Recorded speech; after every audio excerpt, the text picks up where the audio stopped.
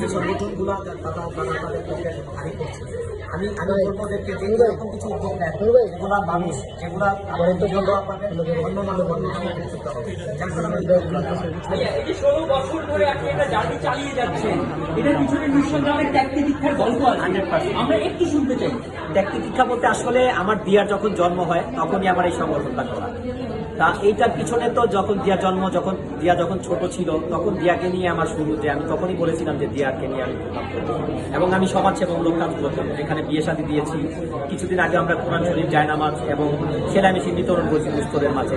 এরকম অজস্র কাজগুলো আমি করছি, সমাজসেবামূলক অনেক কাজ করেছি আমরা দিয়া মনে করি।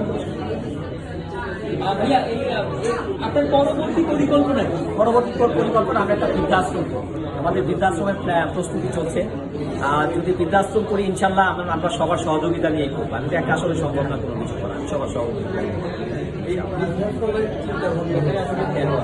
সরি, আসলে আমি তো অনেক এরকম দুস্থ ব্যক্তিদের যখন আমি তখন ওদের কাছ থেকে আমি থেমে থাকতে পারি না, অটোমেটিক পানি চলে আসে।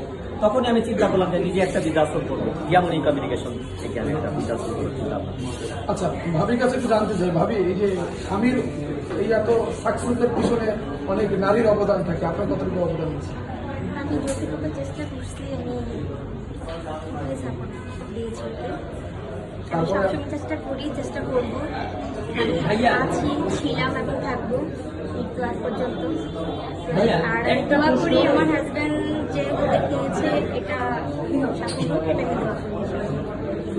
ভাইয়া, আপনাদেরকে দেখে বোঝাই যাচ্ছে আপনারা খুব রোমান্টিক এবং হ্যাপি কাপল। ভাবি যখন রাগ করে তখন রাগটা কিভাবে ভাঙান? ও মাই গড, তখন তো আমি যখন বাইরে বের হয়ে যাই তখন আবার আমি বলছি তোমার জন্য এরকম একটা জিনিস কিনছি ভালো, বলে কি তখন আমি বললাম যে এরকম একটা শাড়ি কিনছি, আমি আসতেছি তোমার জন্য নিয়ে। তখন দেখি না, ঘরে গিয়ে দেখি ঠিক, সব ঠিক, কিন্তু শাড়ি আর দেখি না। তার শাড়ি আর দেই না। বুঝতে পারছেন? আচ্ছা, ভাবি কতটুকু আপনাকে সাপোর্ট করে সবকিছু মিলিয়ে? আলহামদুলিল্লাহ, ওর সাপোর্টে কিন্তু আজকে আমি মিডিয়ার কাজ করলে অনেক কিছু হ্যাঁ অনেকের সাথে মিশতে হয়।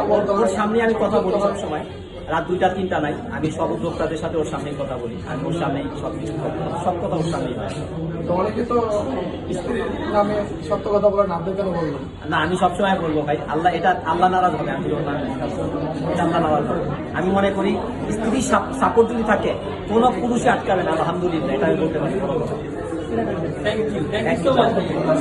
অনেক সুন্দর ভাইয়া।